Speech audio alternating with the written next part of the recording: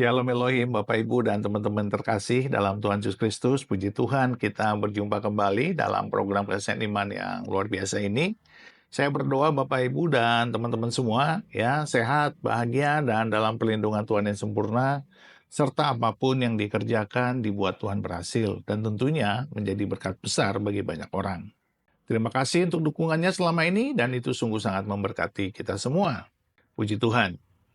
Baik, hari ini kita akan berjumpa dengan seorang ibu ya, murtadin yang bernama Siti Khadijah ya. Beliau berasal dari Lampung dan bagaimana beliau bisa bertobat dan lahir baru itu dimulai ketika tiba-tiba di dalam pikirannya beliau memikirkan tentang Tuhannya orang Kristen. Entah bagaimana tiba-tiba muncul pikiran seperti itu sehingga beliau sulit tidur, terngiang-ngiang, teringat-ingat dan susah untuk melupakan pemikiran seperti itu. Dan sampai pada suatu saat beliau didatangi Tuhan Yesus dalam sebuah mimpi. Sampai 2 kali beliau bermimpi dan Tuhan datang mengulurkan tangannya. Artinya Tuhan mengajak dia untuk mengikuti Tuhan Yesus. Tapi dia menolak, dia denial, dan dia terus dalam pikirannya, dalam perasaannya untuk tidak mengikuti Tuhannya orang Kristen dan tidak mau menjadi Kristen. Karena apa? Karena bapaknya seorang imam masjid. Dia sudah dididik dari kecil menjadi seorang muslim yang taat, rajin untuk beribadah, dan selalu mengaji. Bahkan bapaknya mengajarinya bagaimana menghafal Al-Quran. Jadi seluruh keluarga besarnya adalah muslim yang taat, dan sesungguhnya itulah keyakinan dia bahwa dia tidak mungkin menjadi Kristen. Tetapi apa yang terjadi? Dan mujizat Tuhan terjadi dalam hidupnya. Bagaimana ceritanya? Mari kita saksikan bersama-sama. Tuhan memberkati. Nama aku Siti Khadijah. Itu emang benar nama dari lahir, pemberian dari orang tua. Aku lahir di keluarga yang sangat amat kental dengan Islam. Aku anak keempat dari 5 bersaudara. Anggota keluargaku, kakak-kakakku laki semua. Bapak aku, dia sekolahnya dari pesantren, dari Tebu Ireng di Jawa Timur. Dan dia adalah seorang imam masjid, ustadz, guru ngaji, orang terpandang lah di daerah rumahku. Dari kecil aku udah diajarin sama dia tentang ajaran Islam, tentang ngaji pun aku sama dia. Kayak sholat pun aku bareng dia, dia yang ngajarin. Ya dia inilah guru aku gitu, sebagai ayah, sebagai guru. Dia yang ngajarin aku tentang Islam, tiap malam Jumat kami pengajian pun bareng dia. Kalau dulu ada acara zikir pun aku ikutnya bareng dia. Benar-benar yang dia mengajarkan aku selayaknya anak muslim yang baik lah. Menjadi anak yang teladan dalam muslim. Sampai aku pun mengaji tuh dari SD itu aku ngaji sama dia sampai aku udah lulus SMA itu masih tetap mengajikan sama dia, dia tetap ngajarin aku ngaji, ngajarin aku sholat yang bener, ngajarin aku tentang ajaran-ajaran Islam. Bapakku meninggal di tahun 2017. Dia meninggal karena sakit, karena habis sholat dia langsung meninggal gitu. Orang-orang bilang dia meninggal husnul khotimah kalau orang muslim bilang ya.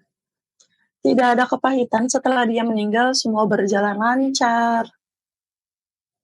Benar-benar ya kehilangan sosok ayah iya, cuman itu bukan alasan aku mengenal Tuhan kan. Semua berjalan lancar, hidup ya udah hidup selayaknya anak tanpa bapak aja mesti mencari uang lebih ekstra, mesti banting tulang lebih ekstra karena kayak ibu aku juga sudah tua. Itu bapakku meninggal di umur 60 tahun gitu. Terus tidak ada, karena aku dari kecil kan hidup di lingkungan yang kantalakan Islam ya. Nggak pernah kepikiran siapa itu Tuhan Yesus, yang aku tahu dia adalah Nabi Salmasi gitu kan dalam Islam. Nggak pernah kepikiran tentang orang Kristen gimana ibadahnya dengan Tuhan. Bisa dibilang benci dulu itu. Sebelum aku mengenal Tuhan, jujur aku kayak benci, kayak kasihan banget ya mereka nggak kenal Tuhan waktu aku di situ kan. Kayak nggak kenal Allah gitu. Patung disembah, aku sempat ada di posisi itu. Cuma tuh kayak yang cuman unek-unek aku dalam hati aja, aku tidak pernah menyampaikan itu kepada orang Kristen kayak, kasihan banget mereka gitu, nyanyi-nyanyi, apa, patung disembah gitu-gitu doang kayak cuman ya karena sudah diajarkan dari kecil ajaran yang benar itu kan Islam gitu, kayak yang lain tuh salah dan mereka sedikit mengajarkan kebencian juga kepada umat Kristen. Sampai akhirnya di tahun 2021, aku baru mengenal Tuhan itu di 2021 dan aku pun masih bertumbuh, masih harus banyak belajar. Sampai akhirnya di 2021 bulan Juli, nggak pernah nggak lagi ada di titik terendah dalam hidup, nggak lagi struggle sama hidup, nggak lagi kecewa sama Tuhan yang sebelumnya gitu. Hidup lagi baik-baik aja, lagi anteng-anteng aja, lagi damai, bisa dibilang lagi baik-baik aja. Tiba-tiba suatu malam, kayak aku kepikiran, aku nggak tahu ya mungkin ini Roh Kudus atau mungkin orang di luar sana ngiranya aku kayak bohong atau aku cuman buat-buat omongan, cuman ini yang aku rasain. Aku percaya sih sekarang kalau itu Roh Kudus yang bikin aku jadi kayak gini. Tiba-tiba aku kepikiran, "Oh iya, Tuhan itu, Isa bukan ya? Tuhan yang sebenarnya tuh Tuhan Yesus bukan ya?" Gitu. Kayak cuman pikiran-pikiran yang random aja bisa dibilang untuk saat itu, kayak terus kayak sadar, "Wih, apa sih? Ngapain sih mikirin kayak gini?" Gitu kan. Musyrik nih, dia bisa jadi murtad gitu. Enggak, ya udah kan, kayak cuma mikir gitu. Habis dari situ dibikin dibikin enggak tenang, di malam itu juga dibikin enggak tenang, dibikin deg-degan, kayak kita lagi dikejar sesuatu tapi nggak tahu dikejar sama siapa. Kayak dibikin nggak tenang, dibikin deg-degan, dibikin kepikiran lagi kayak, "Iya Tuhan Yesus benar ada nggak sih?" Gitu. Kalau benar ada kenapa gue dilahirinnya kok nggak di keluarga Kristen ya? Kayak nggak bisa tuh sebenarnya Tuhan ya gitu. Kayak di pikiran-pikiran kecil yang sebenarnya mengganggu itu. Itu malam aku ingat banget, aku langsung ambil air wudhu, aku langsung kayak sholat, aku langsung di dalam doa itu pas habis sholat malam itu aku pengen doa yang, "Ya Allah maaf ya Dija kepikiran sama Tuhan yang lain, maaf ya Dija nggak mau jadi musyrik, Dija nggak mau jadi murtad." Kayak minta pengampunan kan sama Allah, terus habis itu juga aku doa, kalaupun, ini caranya Tuhan untuk membawa aku ke jalan yang benar, aku minta petunjuk. Aku minta, kasih aku konfirmasi, kasih aku petunjuk aku harus apa, kayak kalaupun ini salah, aku minta maaf. Kayak aku minta maaf, aku udah terjatuh dalam dosa gitu. Dan habis sholat, tetep nggak bisa tidur gitu kan. Kayak besoknya kepikiran lagi. Tiap hari itu kemanapun kaki aku melangkah, hidup aku tuh nggak tentram tiba-tiba, kayak nggak damai, kayak aku lagi dikejar tapi aku nggak tahu dikejar sama siapa, kayak besok malamnya masih kepikiran. Terus lucunya, ini nggak tahu ya ini kebetulan atau ini caranya Tuhan, aku nggak tahu. Di Instagram aku nggak pernah follow akun-akun Kristen, akun-akun Alkitab aku nggak pernah. Terus tiba-tiba pas aku lagi buka Instagram, ada ayat Alkitab yang, "Aku adalah jalan dan kebenaran," gitu. Kayak, "Eh, apa ini?" Gitu kan. Nggak pernah follow tapi tiba-tiba ada, ini, akun itu di Instagram aku gitu. Aku close, itu masih kepikiran kayak kayak mana ya orang Kristen itu ibadahnya, kayak kok mereka bisa ya selalu mendapatkan damai sukacita, karena yang aku tahu Kristen itu merasa damai di dunia tapi, tersiksa di akhirat gitu kan kalau yang aku Mbak tahu. Siti, Eee, terus kayak malam kedua setelah aku melihat Instagram itu, dibuat kepikiran lagi, dibuat nggak nyaman hidupnya, dibuat nggak tenang, kayak kita lagi kayak deg-degan gitu loh, Kak. Aku nggak tahu ya itu yang aku rasain. Sholat malam lagi, karena emang itu kejadiannya sekitar jam berapa itu aku lupa, pokoknya tengah malam aku sholat malam lagi, aku doa lagi doa yang sama sama Tuhan, "Oh ya Tuhan, kalau emang aku harus pindah agama gitu, tolong kasih aku konfirmasi, kasih aku petunjuk, dan kalaupun ini salah, ini kayak cuman godaan setan, aku minta maaf karena aku udah memikirkan hal yang seharusnya nggak aku pikirin." Habis sholat, tetap nggak bisa tidur, kayak tetap dibuat kepikiran, dibuat nggak nyaman, kayak, "Apa ini?" Gitu, nggak tahu. Terus kayak, udah itu aku mencoba untuk tidur kan, kayak, "Udah tidur tidur." Aku tidur, inget banget jam 4 pagi, aku mimpi. Mungkin ini konfirmasi dari Tuhan karena aku sebelumnya sudah berdoa kan. Aku mimpi, aku lagi di tempat yang nggak tahu itu danau, nggak tahu itu hutan karena dia kayak tempatnya gelap, banyak pohon-pohon, ada air, pokoknya kayak danau tapi tuh gelap banget, bener-bener gelap sampai kayaknya kita tuh susah ketakutan gitu kan mau mau maju juga. Terus aku kan nggak pernah tahu ya sosok Tuhan itu siapa, Tuhan Yesus itu siapa gitu. Tiba-tiba ada sosok yang sering terlihat di akun-akun Instagram yang menggambarkan itu sosok Tuhan Yesus gitu ya. Kayak dia jalan, nyampirin aku, dia ngasih tangan aku tuh yang kayak gini ya. Dia nggak ngomong apa-apa, dia nggak, cuman dia senyum, dia ngasih tangannya ke aku. Dan itu tuh yang benar-benar tadinya kan gelap itu gara-gara dia datang, benar-benar yang cerah, dianya tuh yang bersih, cerah, bersinar kayak, aku nggak tahu aku merinding kalau ingat itu. Kayak apa ya, kayak yang dari gelap, tempat yang gelap, terus dia tiba-tiba datang, ngasih tangannya ke aku, terus aku langsung kebangunkan dari mimpi kayak, "Aduh mimpi apa nih? Kenapa mimpinya kayak gini?" Gitu. Itu ingat banget karena itu jam 4 subuh aku langsung ambil air wudhu lagi, aku sholat untuk sholat subuh gitu kan. Kayak aku doa, "Tuhan, ya Allah maaf ya," gitu, "Dija mimpinya mimpi kayak gini." Padahal sebelumnya sebelum tidur udah doa kan, kayak, "Maaf ya mimpinya kayak gini, aku nggak mau jadi murtad." Itu masih struggle aku nggak mau jadi murtad, jujur aja. Aku tahu ini ajaran yang benar pada saat itu kan. Nggak mau jadi murtad, nggak mau jadi musyrik, nggak mau jadi anak yang durhaka. Udah sholat, masih kerja pun dibuat kepikiran.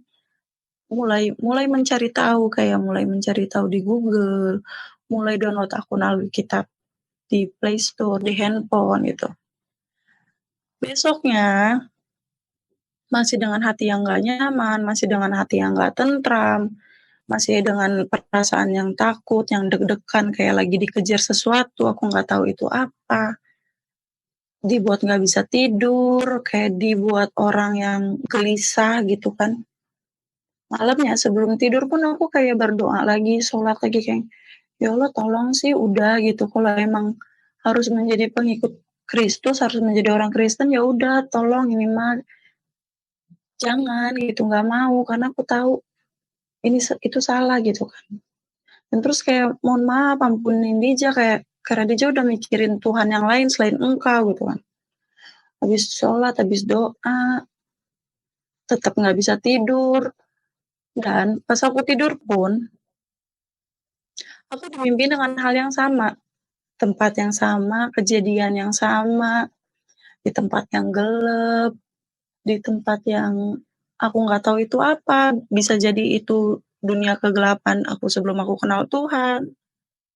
Terus kayak tiba-tiba Tuhan Tuhan tuh datang cuman yang dia nggak ngomong apa-apa, dia cuma ngasih tangannya ke aku, dengan cahaya dia, dengan putih bersihnya dia, dan dari semua mimpi tuh, aku tuh selalu pegang tangan dia dan aku ngikut gitu kan sama dia. Aku bangun lagi dari mimpi tuh kayak aku nangis, kayak, "Apa sih maunya Tuhan?" Gitu kan. "Kenapa sih Dija nih dilahirkan di keluarga Islam loh, janganlah. Dia juga lagi baik-baik aja loh, lagi nggak ada perasaan struggle apa-apa, kenapa bisa mimpinya kayak gini?" Dibikin nggak bisa tidur, dibikin nggak tenang. Karena aku menolak kan, hati aku menolak.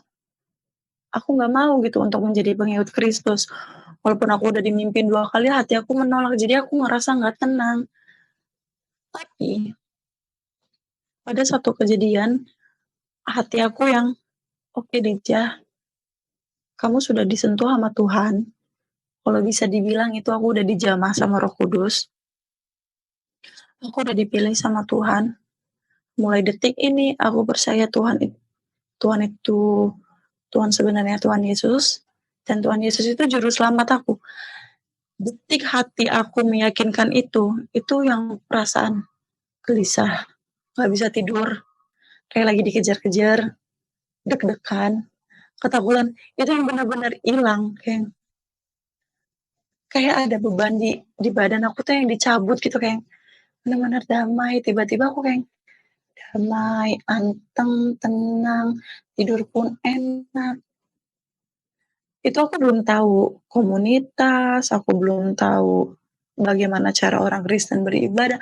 Aku cuma meyakinkan dalam hati kalau, "Oke Dija, kamu harus menjadi pengikut Kristus karena kamu sudah dipilih sama Tuhan langsung," gitu. Walaupun awalnya aku struggle kayak, "Aduh gimana ya," masih struggle yang mikirin keluarga karena background bapak aku ustad, aku bakal malu-maluin nama keluarga aku. Tapi aku percaya pada saat itu kayak Tuhan yang ngiringin jalan aku gitu, kayak kemanapun aku pergi ya ini rencananya Tuhan. Jadi sampai pada di satu titik aku ketemu dengan teman aku nggak punya teman orang Kristen sejujurnya, kayak kenal, ya udah kenal-kenal gitu doang. Tapi nggak tahu kenapa, eee, tiba-tiba kami ketemu gitu, dan pas ketemu pun omongan pertama yang keluar dari mulut aku, nama dia Savio sebelum ini, kayak, "Savio, gue mau deh belajar agama lu." Dia dia kaget kan, ya, "Ngapa lu? Udah lu pelajarin aja agama lu yang benar, baru belajar agama gua." Karena di pikir dia aku cuman kayak pengen belajar dan pengen tahu. Biasalah kepo-keponya orang Islam dulu, sama orang Kristen kayak mana, kepo-kepo yang abis itu, ya gitulah. Cuman nggak mau kataku, aku maunya belajar, aku pengen tahu lebih dalam sama Tuhan gitu. Dia dia pikir aku bercanda. Sampai pada pertemuan kedua, tiba-tiba kami kayak sama-sama mau ketemu, di situ aku cerita tentang, eee, hidup aku yang dibuat nggak tenang, dan puji Tuhannya aku ditemuin sama dia ngebawa aku di suatu komunitas yang bikin aku bertumbuh, berkembang, aku mengenal Tuhan, dan ketika aku memikul salib pun komunitas itu tetap ada dan penyertaan Tuhan itu luar biasa banget bahkan ketika aku lagi memikul salib. Singkat cerita, aku masih diam-diam dari keluarga aku masih tetap pakai jilbab, kerja pun aku masih tetap pakai jilbab. Keluarga aku belum tahu aku punya Alkitab, keluarga aku belum tahu aku menjadi orang Kristen. Sampai suatu malam, tiba-tiba keluarga aku di salah satu kota di Bandar Lampung itu meninggal. Jadi malam-malam aku harus ke sana itu, dan aku lupa kunci kamar aku. Aku punya Alkitab pemberian dari kakak rohani aku, itu Alkitab tentang Perjanjian Baru, itu yang sering aku baca waktu awal-awal kan. Tiba-tiba ketika besoknya aku pulang ke rumah, aku cari Alkitab itu nggak ada. Aku pikir aku lupa bawa atau aku lupa apa. Dan beberapa hari kemudian ketika aku lagi kerja, keluarga aku nelpon. "Maksudnya apa nyimpen Alkitab?" Gitu kan. Dan itu jujur aja aku kaget, aku belum merencanakan, aku belum tahu aku harus apa, aku belum ada pandangan kalau keluarga aku tahu aku harus ngapain. Kayak aku lagi di tempat kerja tiba-tiba mereka nelpon marah-marah, nggak usah aneh-aneh, pokoknya ya selayaknya orang Islam yang marah kepada anaknya lah. "Kamu nih mau jadi murtad, nggak kasihan sama bapak kamu di sana di akhirat." Karena di kepercayaan kami dulu, ketika ada satu anak yang tidak melakukan perintah agama itu orang tuanya yang menanggung. Berhubung aku cewek jadi bapak aku yang menanggung kan. dan bapakku sudah meninggal, jadi mereka percayanya ketika aku melakukan suatu kesalahan, bapakku di akhirat itu ditimpukin bara api gitu. Ini di kepercayaan aku dulu dan ini di kepercayaan mereka. Itu aku nangis, aku takut, aku bingung harus apa, aku pulang ke rumah kan, dari kerjaan aku pulang, itu mereka udah yang kumpul, kayak udah mau marah-marahin aku, udah ngebentak-ngebentak. Ibu aku udah manggil kayak ustad, aku didoain, aku dikasih air doa. Aku tuh gini, aku itu sangat amat dekat sama bapak aku.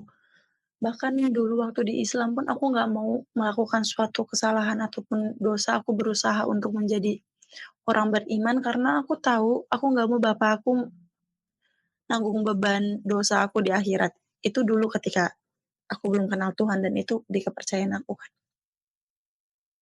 Jadi pas aku ketahuan untuk pertama kalinya aku menjadi pengikut Kristus, mereka, mencoba menyadarkan aku dengan membawa-bawa cerita tentang bapak aku, tentang, "Jangan ya Nak, nanti bapak kamu di akhirat mendapat siksa kubur, gini gini gini."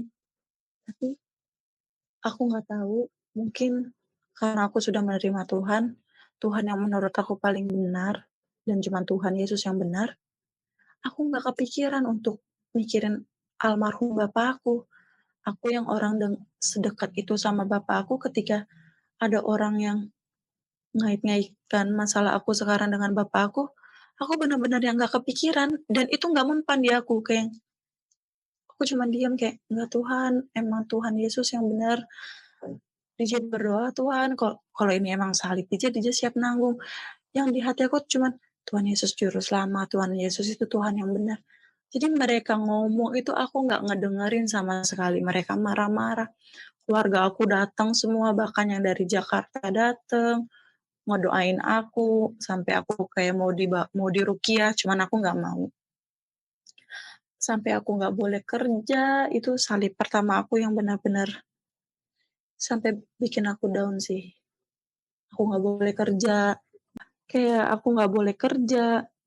Untuk handphone pun aku nggak dibolehkan main handphone, kayak aku diliatin, aku diawasin, ketemu orang baru aku nggak boleh karena, owner aku di counter di tempat aku kerja kan orang Kristen ya, jadi keluarga aku ngiranya aku tuh dikenalin sama Tuhan sama mereka, padahal aku udah ngejelasin, "Ini mau Dija, Bu, ini mau Dija, Kak, Dija ngedapetin mimpi langsung."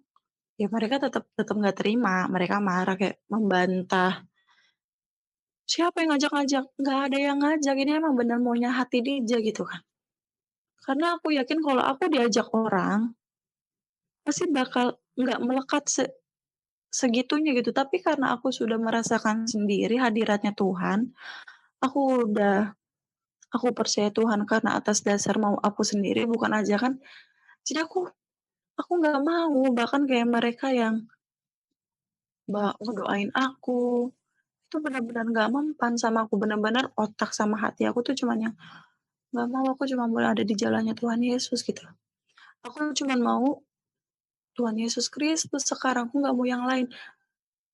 Sampai aku disuruh syahadat lagi, gini, karena ibu aku udah tua dan orang tua aku cuman ibu aku kan, pada saat itu emang aku nggak tahu ya, ini benar apa salah aku nggak tahu, kayak ketika udah suasana udah benar-benar yang keruh, kacau, sampai kakak aku nangis-nangis, ibu aku nangis-nangis, saudara aku semua nangis-nangis. Di situ emang hati aku masih menolak untuk nggak mau, karena aku maunya jadi pengikut Kristus. Aku nggak tahu ketika aku ngeliat ibu aku udah sedih, nangis, sampai kayak mau pingsan, sampai yang, ya hati aku hancur lah ngeliat itu sejujurnya. Jadi ketika mereka nyuruh aku Islam lagi tuh, aku kayak, ya udah deh iya, tapi di hati akunya enggak. Di hati aku tetap Yesus Kristus itu sebagai juru selamat aku. Jadi kayak, "Ya udah ayo kita syahadat lagi ya Nak," gitu. Kayak, "Ya udah iya." Tapi itu cuman di mulut, tapi di hati aku tetap Tuhan aku Tuhan Yesus, Yesus Kristus juru selamat aku gitu. Bahkan ketika mereka ngasih aku air doa, itu pun bismillah Nak, tapi aku di hati aku tetap yang, dalam nama Tuhan Yesus aku minum minuman ini, Engkau yang mengkuduskan, Engkau yang menjaga aku gitu. Aku tetap doa, bahkan aku disuruh sholat pun aku melakukan gerakan itu. Aku nggak tahu ini sebenarnya benar apa salah, cuman cuman di hati aku tetap yang doanya tuh kepada Tuhan, hati sama keyakinan aku tetap tertujunya sama Yesus Kristus. Kayak yang, "Ayo kita sholat lagi, wudu, ngaji," gitu tuh pun hati aku nggak di situ sejujurnya. Aku melakukan itu karena aku tidak mau memperkeruh suasana. Dari kejadian situ, salib yang aku pikul makin banyak kayak dari pekerjaan, aku dikucilin, dihina karena aku kerjanya di mall, aku dihina sama beberapa orang, aku dijelek-jelekin, aku dimusuhin sama teman baik aku. Sampai kayak teman-teman aku pada keluar dari WhatsApp grup, kayak mereka kayak aku hina lah, pokoknya aku dimusuhin, aku dikucilin, sampai ada temen aku yang menyumpahi aku untuk ibu aku meninggal aja biar dia tuh sadar hal yang dia lakuin salah. Sampai segitunya, nggak punya temen. Cuman di hati aku gini, struggle memang, struggle banget karena aku kaget kan. Karena perjalanannya juga cepat dari Juli aku kenal Tuhan, aku langsung ketahuan, aku langsung memikul salib, itu cepet banget, nggak ada jeda kan. Cuman aku yakin sama Tuhan kayak, "Tuhan, ini salib pertama Dija, jadi apapun yang bakal terjadi, ya ini atas kehendak Kamu dan Kamu nggak akan meninggalkan aku," gitu. Jadi walaupun aku dimarahin keluarga aku, dibenci keluarga aku dihina-hina keluarga aku bahkan sempet kayak, "Ya udah coba lu udah tahu nih tentang Injil, tentang Alkitab, coba lu ngomong, siapa tahu lu bisa masuk ke Kristen." Aku tahu itu maksudnya ngejek keluarga aku, ada yang ngomong kayak gitu. Itu aku cuma kayak bisa diam, aku dihina-hina temen aku dibully, aku dikucilin, aku siap, karena emang ini kali pertama aku. Udah gitu, aku ngerasa sendiri, jujur aku nggak ngerasa sendiri, karena aku yakin Tuhan ada sama aku, walaupun aku mikul salibnya nggak sendiri. Ya, aku mikul salibnya bareng-bareng Tuhan, dan aku ingat, kayak Tuhan aja ditolak kan di tempat dia lahir. Tuhan aja ditolak ketika dia sedang memberitakan kebenaran. Jadi, apapun yang aku lakukan, aku tahu ini terjadinya atas kehendaknya Tuhan.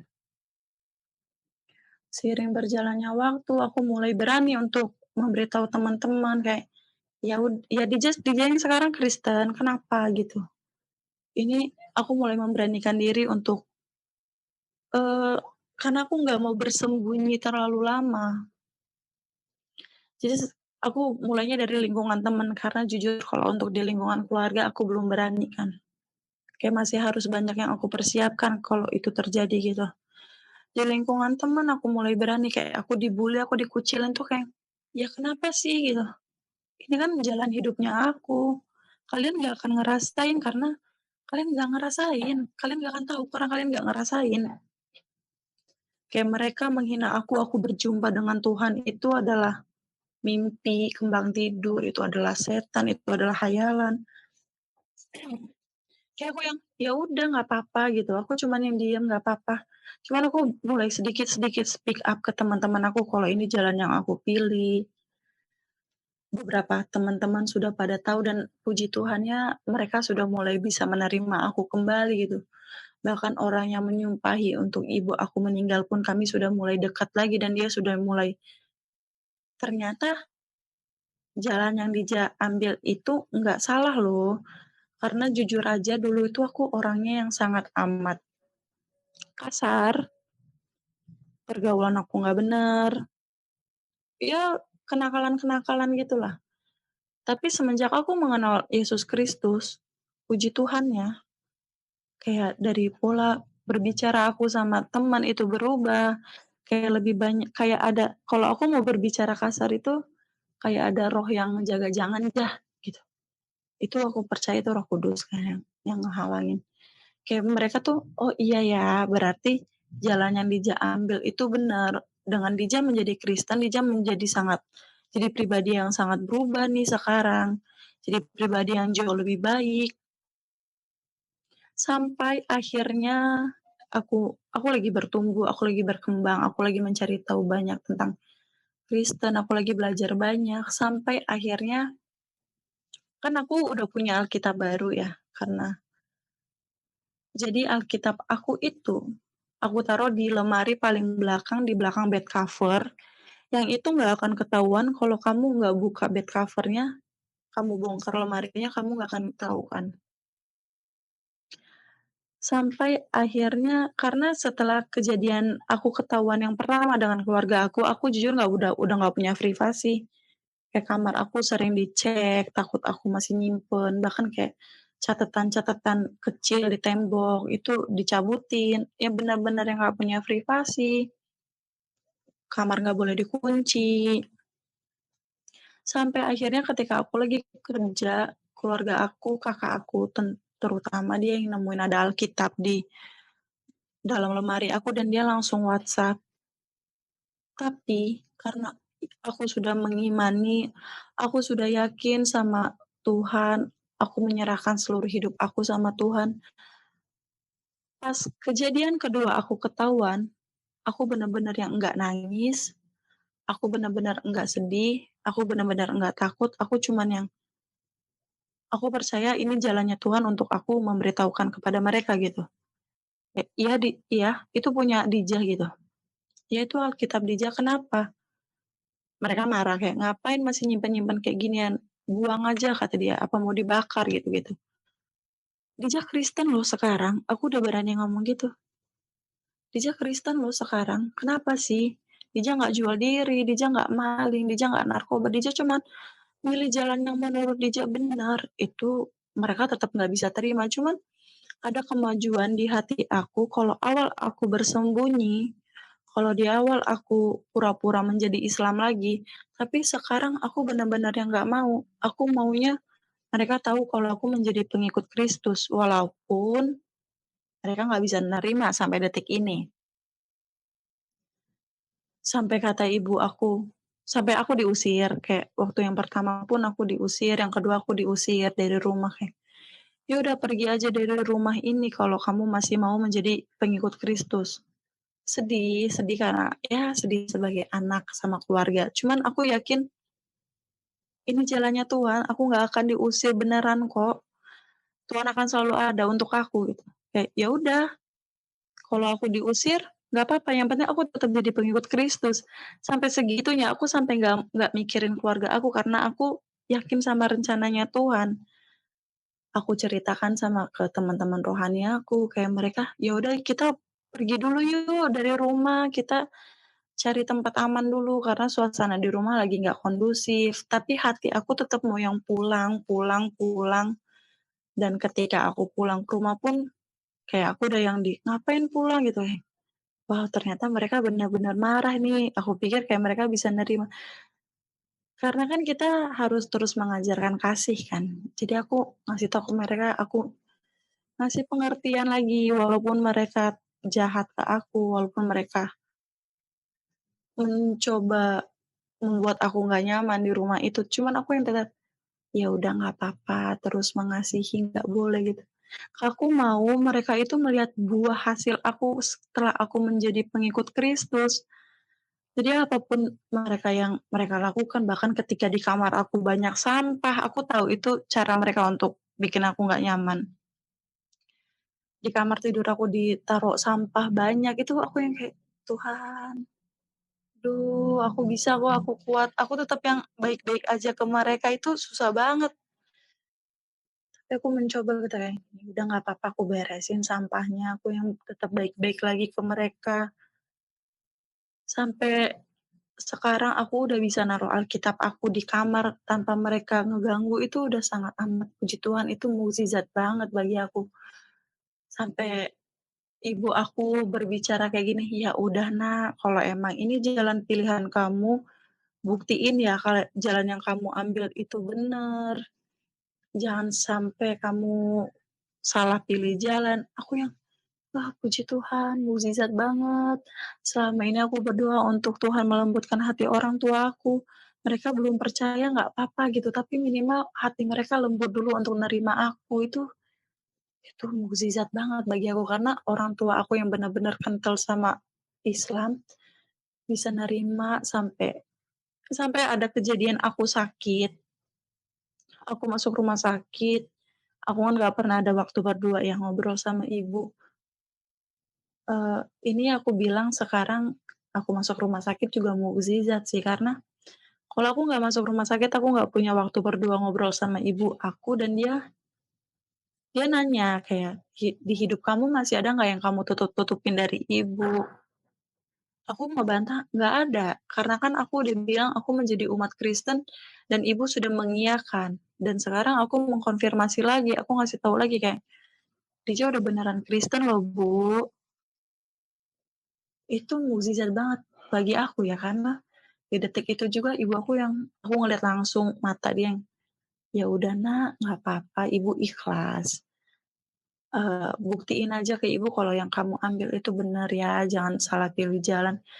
Itu aku yang lagi sakit, lagi di opname, lagi di infus, di rumah sakit itu yang kayak, "Terima kasih Tuhan, Engkau telah mengizinkan aku sakit, Engkau telah mengizinkan aku masuk rumah sakit, karena kalau nggak gini aku nggak punya waktu untuk, berbicara berdua gitu sama ibu aku." Sampai detik ini ketika aku worship di rumah pun, aku sudah mulai bisa worship, mereka udah mulai yang biasa aja. Aku tahu mereka masih yang berusaha membawa aku untuk kembali ke Islam, cuma mereka sudah mulai sedikit menghargai, kayak aku lagi baca Alkitab, aku nggak perlu sembunyi-sembunyi, Alkitab aku nggak perlu aku sumputin, eee, aku worship nggak perlu pakai bahasa Inggris lagi, karena dulu aku setiap mau worship, aku selalu nyari lagunya tuh yang bahasa Inggris, karena aku nggak mau keluarga aku ngedenger ada nama-nama Tuhan, nama Yesus di situ kan. Cuman sekarang aku udah bisa worship pakai bahasa Indonesia di dalam rumah, di dalam kamar, mereka yang udah bisa sedikit menerima, itu penyertaan Tuhan banget, karena kalau bukan karena Tuhan, aku nggak akan kuat sampai detik ini gitu. Karena struggle-nya bagi aku untuk menghadapi keluarga aku sendiri yang aku hampir diusir 2 kali itu penyertaan Tuhan tuh luar biasa. Kayak Tuhan melembutkan hati keluarga aku dikit demi sedikit, itu udah yang, Tuhan terima kasih, Tuhan Yesus itu baik banget." Bahkan aku tuh ini mukjizat lagi sih, aku tuh punya mental issue kan, kayak dari kecil aku kecil pernah dapat pelecehan seksual, keluarga aku nggak ada yang tahu, dan pelecehan itu dilakukan sama orang terdekat dalam hidup aku. Setelah dari situ aku merasa seperti orang gila, kayak aku beberapa kali mencoba untuk bunuh diri. Dari kecil aku sudah mulai minum ini, minum itu, karena aku ngerasa hidup aku sudah nggak benar gitu kan.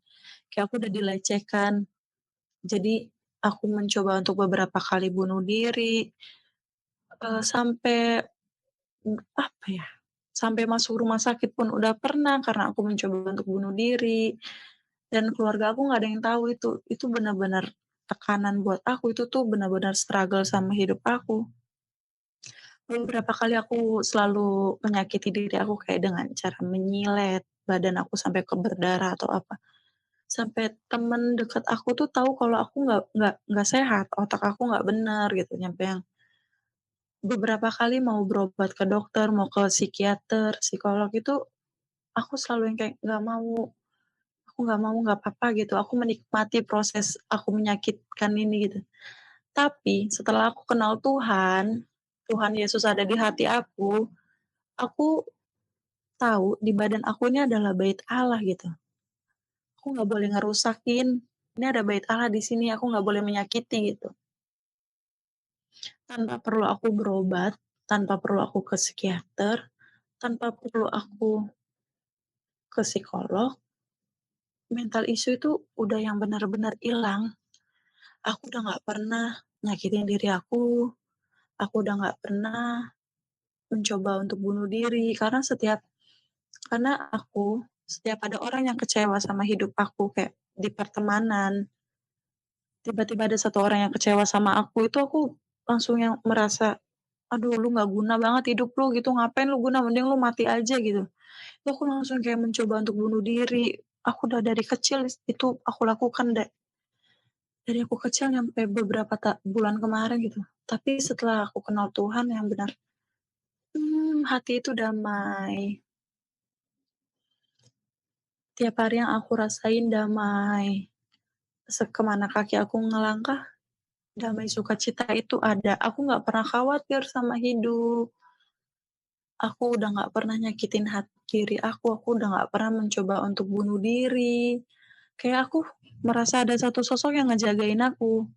Kayak dulu itu, dulu waktu aku belum mengenal Tuhan tuh hidup aku, bisa dibilang apa ya, selalu nggak tenang. Kayak aku bahkan berburuk sangka sama Tuhan aku sebelumnya, kayak sama waktu aku di Islam tuh aku berburuk sangka kayak, besok apalagi nih yang terjadi nih gitu, kayak bener-bener nggak tenang. Cuman ketika aku sudah mengenal Tuhan Yesus, hal pertama yang aku rasain itu adalah damai sukacitanya Tuhan. Kayak aku nggak perlu khawatirin apa-apa, Tuhan bekerja atas hidup aku, apapun yang terjadi Tuhan yang berkehendak, kalaupun aku mendapat suatu kesusahan, Tuhan itu akan nangkep aku, Tuhan gak akan ninggalin aku di dasar gitu. Yang, ini damai-damai ini yang aku cari, damai ini yang dulu nggak pernah aku rasain, dan aku bersyukur banget sama Tuhan karena Tuhan udah milih aku, Tuhan udah hadir di hidup aku karena yang aku tahu sekarang kayak nggak semua orang Kristen itu bisa berjumpa sama Tuhan gitu. Kalau dulu aku selalu menyalahkan kadang kayak, "Kenapa ya Tuhan milih gue di keluarga ini?" Gitu, waktu aku struggle memikul salib. Sekarang aku tahu, oke, aku dipilih Tuhan di keluarga seperti ini tuh, aku harus memberitakan kebaikan Tuhan kepada mereka yang hidupnya dulu seperti aku. Kayak beberapa orang yang belum mengenal Tuhan, mungkin aku dipilih tuh untuk menjangkau mereka. Dan kenapa Tuhan pilih aku dengan orang yang beberapa kali mencobai untuk bunuh diri tuh, Tuhan pakai aku untuk menyelamatkan jiwa-jiwa yang mau bunuh diri juga. Jadi, setelah aku kenal Tuhan, setelah aku memperdalam, belajar banyak tentang Tuhan, ada aja orang yang kayak, "Kak, aku mau bunuh diri." Banyak banget aku nggak kenal sama dia, terus kayak tiba-tiba dia datang ke aku cerita kayak, "Aku mau bunuh diri." Kalau dulu aku bisa ngomong, "Ayo kita bunuh diri bareng." Sekarang aku yang bisa, "Jangan, kamu belum kenal Tuhan loh. Ada Tuhan yang selalu nunggu kamu, jangan," gitu. Kayak, "Kamu hidup itu punya arti." Kayak aku bisa menenangkan hati aku sama hati orang-orang yang di luar sana lagi nggak baik-baik aja. Kalau dulu aku mikir, "Kenapa Tuhan milih aku ya Tuhan, aku nggak sanggup, aku nggak kuat." Cuman sekarang kayak, "Oke, makasih Tuhan, karena Tuhan udah milih aku. Aku tahu tujuannya Tuhan apa, aku tahu maksudnya Tuhan apa." Dan itu penyertaan Tuhan yang benar-benar, wow, luar biasa. Kayak apapun yang terjadi di hidup aku udah nggak pernah khawatir karena ya burung-burung di luar sana aja dirawat dan dijaga, apalagi aku anaknya gitu kan. Apalagi aku wanitanya Tuhan, pilihannya Tuhan, kekasihnya Tuhan tuh yang kalau orang yang nggak ngerasain hadiratnya Tuhan itu nggak tahu apa yang aku rasain, kayak mereka ngiranya aku ngedongeng, tapi di hati tuh yang damai sukacita sama Tuhan hidup di hati tuh, wow, nggak bisa diungkapin sama kata-kata, dan itu aku bersyukur banget. Bahkan kayak aku bersyukur kayak, "Kenapa ya Tuhan nggak milih aku dari dulu?" Gitu. "Kenapa ya Tuhan?" Kayak aku ingin merasakan damai sukacita itu dari dulu gitu, kenapa baru-baru ini? Dan wow, makasih banget sama Tuhan yang kayak udah, milih aku tuh yang luar biasa banget, Pak. Bener-bener yang luar biasa kayak, ah, apa ya, ada satu hal yang nggak bisa diungkapin sama kata-kata, kayak kepuasan di hati yang nggak bisa diungkapin sama kata-kata gitu, kayak cuman, cuma bisa dirasain, gitu sih ceritanya.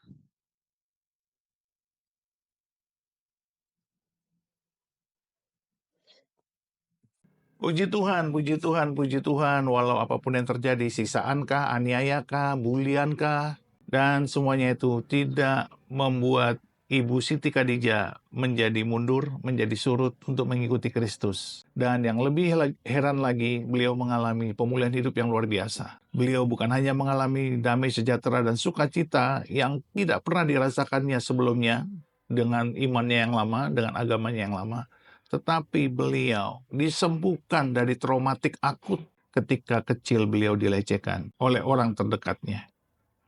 Tuhan baik, Tuhan itu sungguh baik dan teramat baik.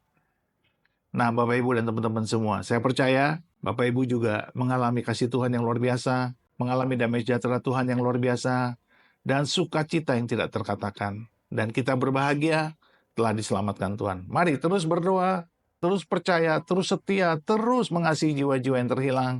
Jangan pernah surut untuk mendoakan mereka dari Sabang sampai Merauke, supaya negeri kita mengalami Kristus, supaya revival, kebangunan rohani terjadi di republik ini. Sampai Tuhan datang kembali, kita terus berdoa, karena tidak ada yang bisa menahan kuasa doa. Karena Tuhan senang setiap jiwa diselamatkan. Tuhan memberkati kita semua di dalam nama Bapa dan Anak dan Roh Kudus, di dalam nama Tuhan Yesus Kristus. Haleluya, haleluya, haleluya. Amin, amin, amin, amin, amin, amin, amin, amin.